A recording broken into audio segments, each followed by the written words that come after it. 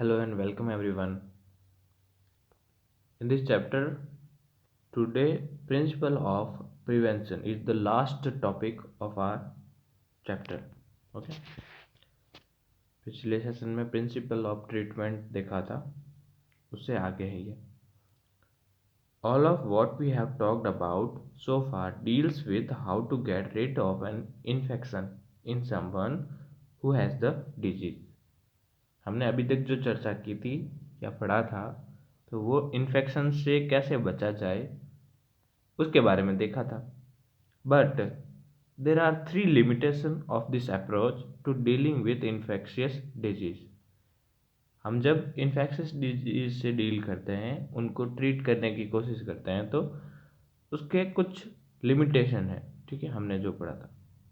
The first is that once someone has a disease, their body functions are damaged and may never recover completely. जब एक बार किसी की body में infection हो जाता है तो उनकी बॉडी का फंक्शन डैमेज हो जाते हैं. उनकी बॉडी प्रॉपर वर्क नहीं कर पाती जैसे पहले थी, और ऐसा भी हो सकता है वो कभी रिकवर ना हो. Second is that treatment will take time, which means that someone suffering from a disease is likely to be bedridden for some time even if we can give proper treatment. जब किसी को बीमारी है तो बीमारी को ठीक करने में कुछ वक्त लगता है, कुछ टाइम लगता है.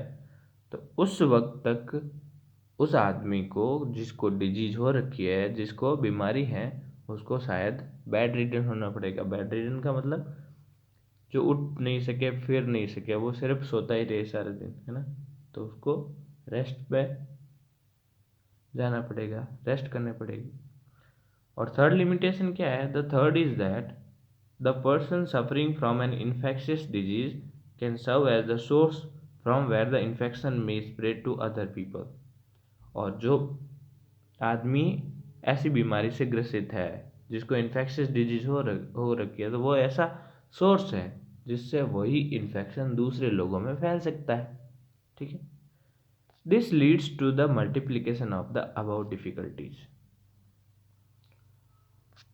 इट इज बिकॉज ऑफ, और जो ये है कि इन्फेक्शन और ज़्यादा में फैल सकता है, तो ये ज़्यादा डिफिकल्टी पैदा कर सकता है. It is because of such reason that prevention of disease is better than the cure.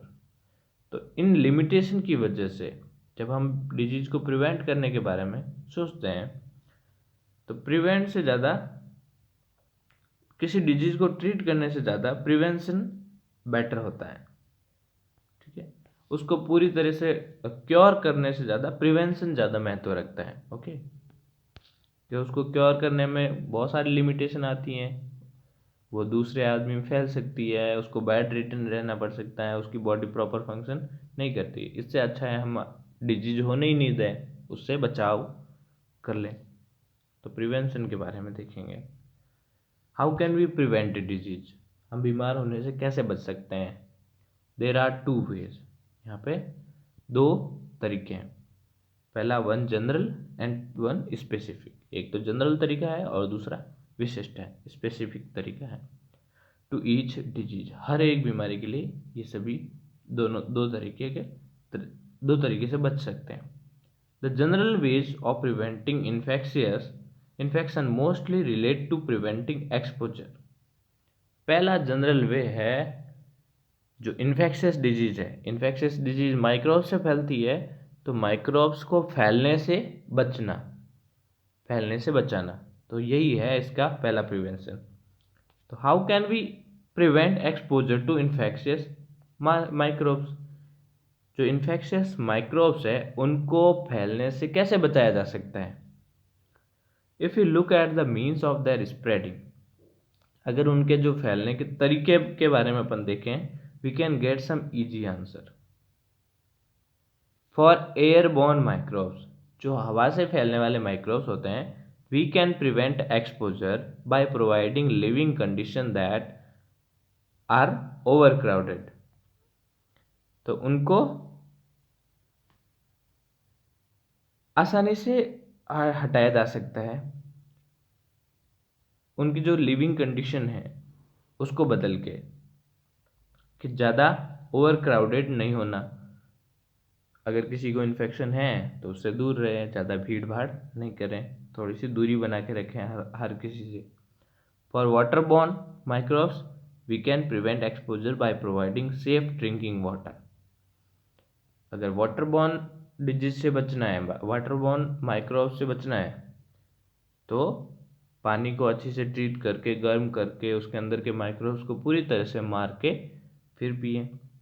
This can be done by treating the water to kill any microbial contamination. कोई भी तरह का माइक्रोबियल कंटेमिनेशन है, मतलब माइक्रोब से, अगर पानी के अंदर माइक्रोब्स मौजूद है, वो पानी प्रदूषित हो चुका है, तो उसको पानी को गर्म कर दो, उनको अच्छी तरह से किल करके फिर ठंडा करके पानी पियो। For vector borne infection, vector borne infection कौन से हुआ? जब जैसे हाउस फ्लाइज होगी, मक्खियाँ वगैरह, छोटे छोटे गंदगी के ऊपर बैठती है, तो छोटे छोटे से माइक्रोब उसके अंदर, उसके शरीर के ऊपर चिपक जाते हैं, उसकी बॉडी के ऊपर। तो जब वो कहीं दूसरी अपने के खाने के ऊपर बैठती है तो माइक्रोब्स वहाँ चले जाते हैं, वो हमारे खाने के साथ अंदर चले जाते हैं। तो इस तरह से ये वेक्टर डिजीज हो गई। मच्छर, मस्कीटो बाइट से भी बॉडी के अंदर माइक्रोब्स चले जाते हैं, पैरासाइट वगैरह, प्रोटोजोआ वगैरह, है। तो उनसे कैसे बचा जा सकता है? We can provide clean environment.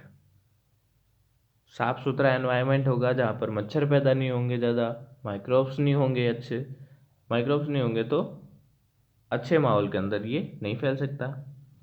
This would not, for example, allow mosquito breeding, not allow mosquito breeding, okay. In other words, public hygiene is one basic key to the prevention of infectious disease. तो अगर हम दूसरे शब्दों में कहें तो क्या हो गया? आसपास की साफ सफाई, पब्लिक हाइजीन ही क्या होगी? इन्फेक्शियस डिजीज से बचने की हो सकती है।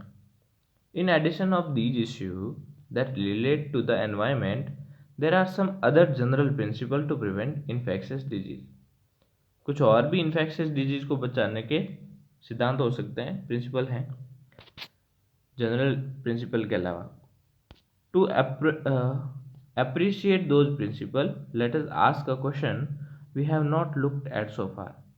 तो उन सिद्धांतों के तरफ देखने के लिए कुछ नॉर्मल क्वेश्चन पूछते हैं। Normally we are faced with infection every day.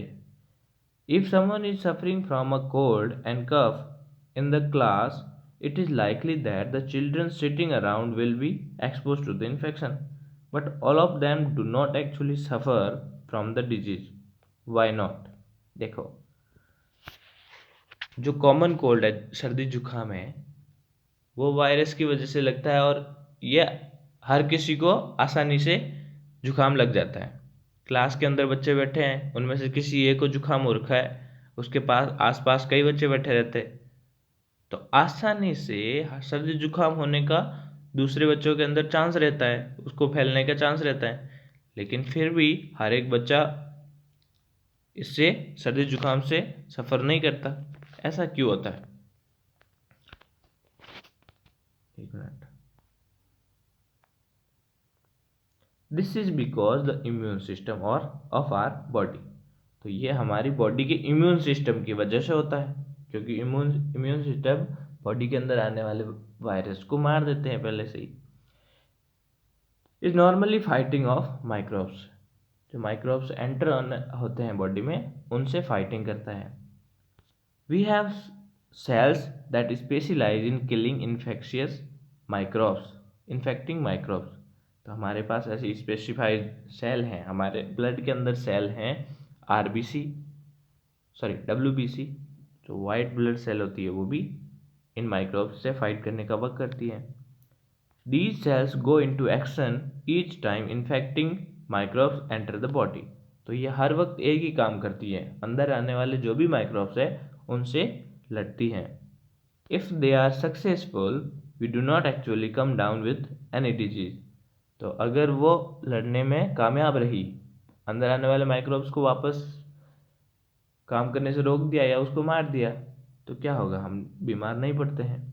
The immune cells manage to kill off the infection long before it assumes major proportion. तो जो हमारी इम्यून सेल्स होती हैं वो माइक्रोब्स को उनका जो इफेक्ट है दिखाने से पहले ही उनको मार देती है। ठीक है। As we noted earlier, if the number of infecting microbes is controlled, the manifestation of disease will be minor. और हमने देखा था पहले कि जितने ज़्यादा माइक्रोब्स होंगे बीमारी उतनी भयंकर होगी, है ना। जितने हम माइक्रोब्स को कम करते जाएंगे, उनके इफेक्ट को, जितना माइक्रोब्स, नंबर ऑफ माइक्रोब्स कम हो जाएंगे तो उसका इफेक्ट भी कम होगा। इन other words, becoming exposed to or infected with an infectious microbes does not necessarily mean developing noticeable disease। तो किसी ऐसा कभी ये भी जरूरी नहीं है कि किसी से इन्फेक्शन हो चुका है कोई माइक्रोब से तो उसके सिम्टम्स दिखे, ये जरूरी नहीं है। हमको वो बीमारी हो ये भी जरूरी नहीं है। हमारी बॉडी के अंदर वो माइक्रोब एंटर कर सकता है लेकिन इफेक्ट दिखाए ये जरूरी नहीं है। So one way of looking at severe infectious disease is that it represent a lack of success of immune system। तो अगर एक तरीके से हम ऐसा देखें कि कोई बीमार पड़ता है बच्चा जल्दी जल्दी, तो ऐसा क्यों होता है, क्योंकि उसका जो इम्यून सिस्टम है वो प्रॉपर वर्क नहीं करता है। अगर इम्यून सिस्टम प्रॉपर वर्क करता होता तो वो जल्दी जल्दी बीमार नहीं पड़ता। The functioning of the immune system like any other system in our body will not be good if proper and sufficient nourishment and food is not available। अगर हम जो आम जिंदगी के अंदर खाना खाते हैं उसके अंदर कार्बोहाइड्रेट, फैट, विटामिन ये सभी नहीं हो प्रॉपर, तो हमारे इम्यून सिस्टम पर भी उसका फर्क पड़ता है। इसलिए हमें जो फूड है, डाइट है, उस पर प्रॉपर फोकस करना जरूरी है। Therefore, the second basic principle of prevention of infectious disease is the availability of proper and sufficient food for everyone। तो दूसरा और बेसिक प्रिंसिपल क्या हो गया, किसी डिजीज से, इन्फेक्शियस डिजीज से फैलने से बचने के लिए कि प्रॉपर खाना खाएं, सफिशिएंट फूड खाएं ताकि बॉडी का नरिशमेंट बना रहे। ये अभी नहीं करेंगे एक्टिविटी, आगे देखें। These are the general way of preventing infections। What are the specific way they relate to a peculiar property। देखो, हम अभी तक हमने जो पढ़े थे वो थे जनरल वेज। हमने पढ़ा था कि प्रिवेंशन के दो वे हैं, जनरल और स्पेसिफिक। तो जनरल वेज तो हमने पढ़ लिया। तो स्पेसिफिक वेज क्या है, तो ये होता है they are relate to peculiar property of immune system that usually fight off microbial infections. तो ये एक अजीब सी प्रॉपर्टी होती है हमारे इम्यून सिस्टम की जो माइक्रोबियल डिजीज से फाइट करती हैं। उसकी एक और अजीब सी प्रॉपर्टी होती है, उसकी वजह से हम लोग नहीं करते, उसी को बोलते हैं स्पेसिफिक वे। कौन सा स्पेसिफिक वे है, आगे देखो। Let us cite an example to try and understand this property. एक एग्जाम्पल लेते हैं और इसको समझने का प्रयास करते हैं, समझते हैं। These days there is no smallpox anywhere in the world। आज के दिन में जो स्मॉल पॉक्स जैसी बीमारी है, माता जी जिसको बोलते हैं, तो वो बीमारी अभी पूरे संसार में किसी को नहीं है। But as recently as 100 years ago, 100 साल पहले की बात करें, small pox epidemics were not at all uncommon. तो ये अनकॉमन नहीं थी, अगर 100 साल पहले की बात करें तो हर किसी को हो जाती थी। इन सच एन एपिडेमिक, तो ये एक महामारी थी।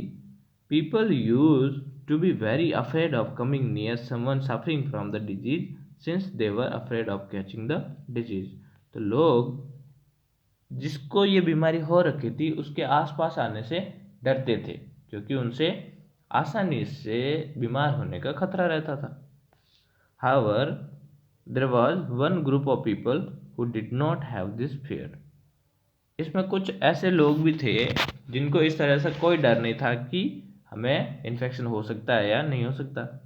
These people would provide nursing care for the victims of smallpox.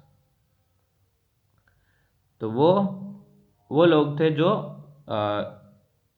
जिसको बीमारी हो रखी थी उनका इलाज कर रहे थे। This was a group of people who had smallpox earlier and survived it. तो ये वो लोग थे जिसको पहले स्मॉल पॉक्स हो रखा था और उससे बच चुके थे। ठीक है, स्मॉल पॉक्स जिसको पहले माता जी जो भी डिजीज है ये वो हो रखी थी और उसके बाद में वो बच गए थे, उनसे ठीक हो गए थे। तो वही अब सेवा करते हैं जिसको हो रखा है। बाकी लोग जो किसी को एक बार भी नहीं हुआ वो आसपास भी नहीं आते क्योंकि फिर खतरा रहते हैं। Although with a lot of scaring,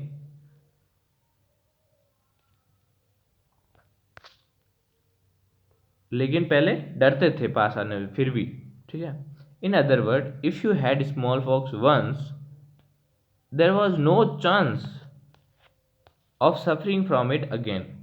तो अगर आपको एक बार स्मॉल पॉक्स हो गया तो वापस से उसके होने के चांस न के बराबर।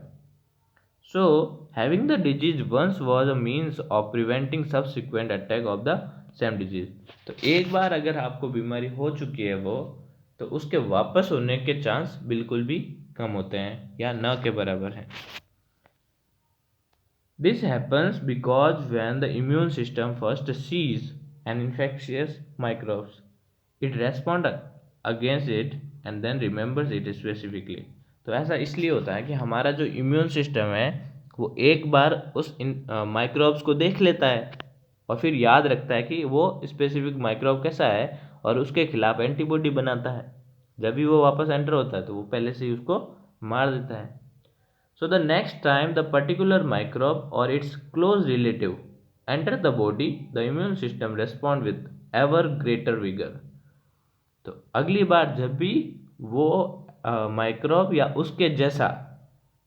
उसका जैसा भी माइक्रोब एंटर हो सकता है, तो दूसरी बार वो कुछ ज़्यादा ही ताकत के साथ वो उस पर अटैक करते हैं और उन माइक्रोब्स को ख़त्म कर देते हैं।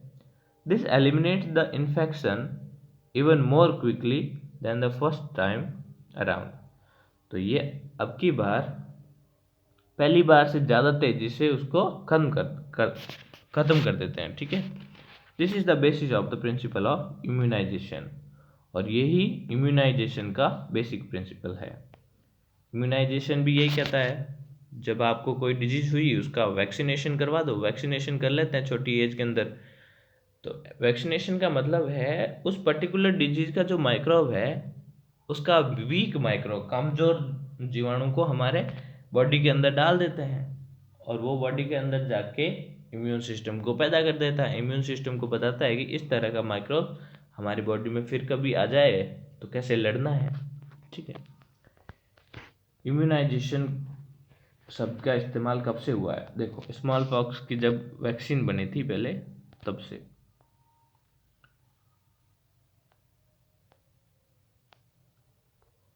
Tradition Indian and Chinese medicinal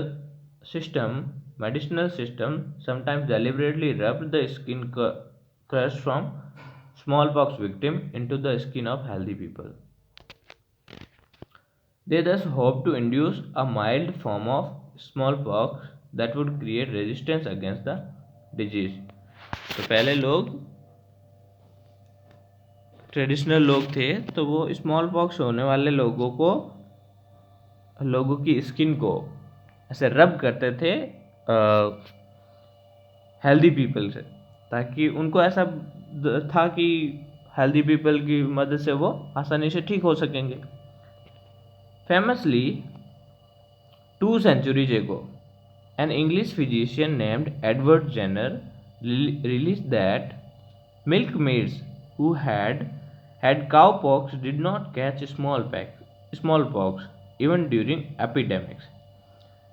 तो उन्होंने एक वैक्सीन तैयार की थी मिल्कमेड जिसको काउपॉक्स बोलते हैं। तो काउपॉक्स वैक्सीन अगर किसी की बॉडी में चली जाए तो ये बीमारी वापस से नहीं होती है।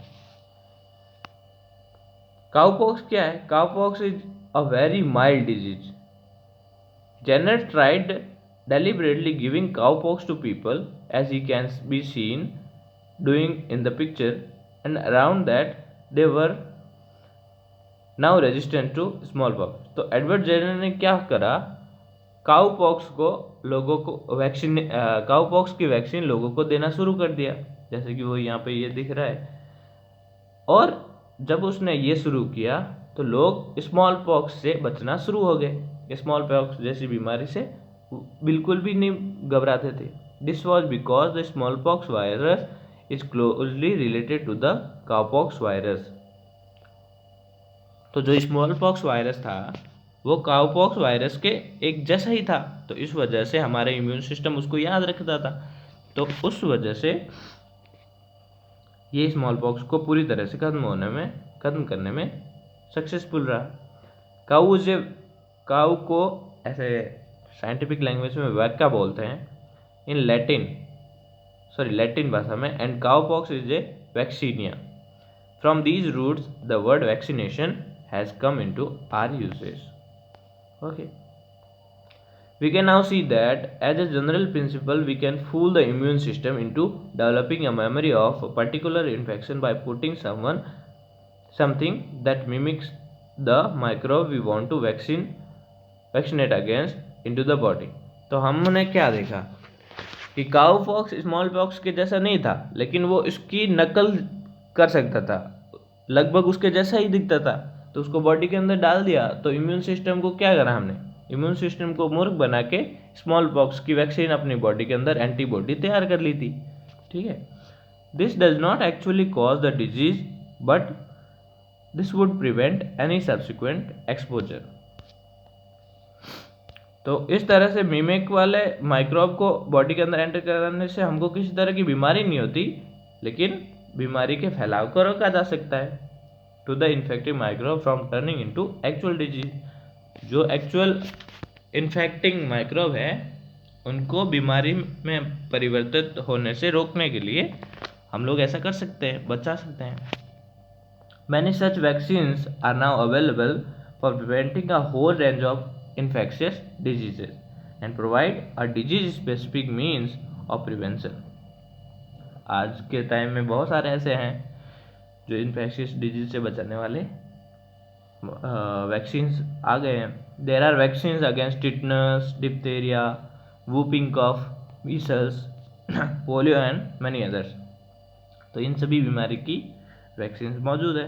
These form the public health programme of childhood immunization for prevent infectious diseases। Of course, such a program can be useful only if such health measures are available to all children।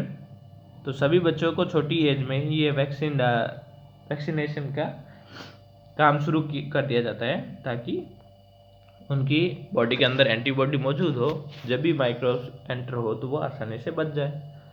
Some hepatitis viruses which cause jaundice are transmitted through water। There is a vaccine for one of them, hepatitis A, in the market, but the majority of children in many parts of India are already immune to hepatitis A by the time they are 5 years old। This is because they are exposed to the virus through water। तो जो hepatitis A है वो water borne disease है, water से फैलती है, उसके microbes water के अंदर मौजूद रहते हैं। तो सभी को तो हर किसी को वैक्सीन नहीं लगाने के बावजूद उनके अंदर इनका एंटीबॉडी मौजूद होता है बॉडी के अंदर। वो ऐसा इसलिए होता है क्योंकि नॉर्मली वाटर के अंदर ही ये माइक्रोब्स मौजूद होता है और छोटी एज के अंदर ही बॉडी के अंदर चला जाता है। तो हमारी बॉडी उसको पहचान लेती है और उसको मार देती है, तो धीरे धीरे उसका इम्यून सिस्टम तैयार हो जाता है। Rabies virus is spread by the bite of infected dogs and other animals. जो रेबीज वायरस है वो इन्फेक्टेड डॉग कुत्ते से फैलता है, दूसरे जानवरों के द्वारा भी फैलता है। There are anti rabies vaccine for both humans and animals. Anti rabies का इंजेक्शन भी है ह्यूमन बींग्स के लिए और एनिमल्स कुत्ते वगैरह के लिए भी है। Find out the plan of your local authority for the control of rabies in your neighbourhood. हमारे आस पड़ोस में जो भी हो रहा है इसके रेबीज को बचाने का काम, तो उसको देखिए। Are this major adequate? जो भी मेजर्स हो रहे हैं क्या वो ठीक है? If not, what improvement would you suggest? और अगर प्रॉपर नहीं हो रहा है काम तो आप जो भी इम्प्रूवमेंट सजेस्ट करना चाहते हैं वो कर सकते हैं। चलो जी, चैप्टर यहाँ पे ख़त्म हो रहा है। Thank you all.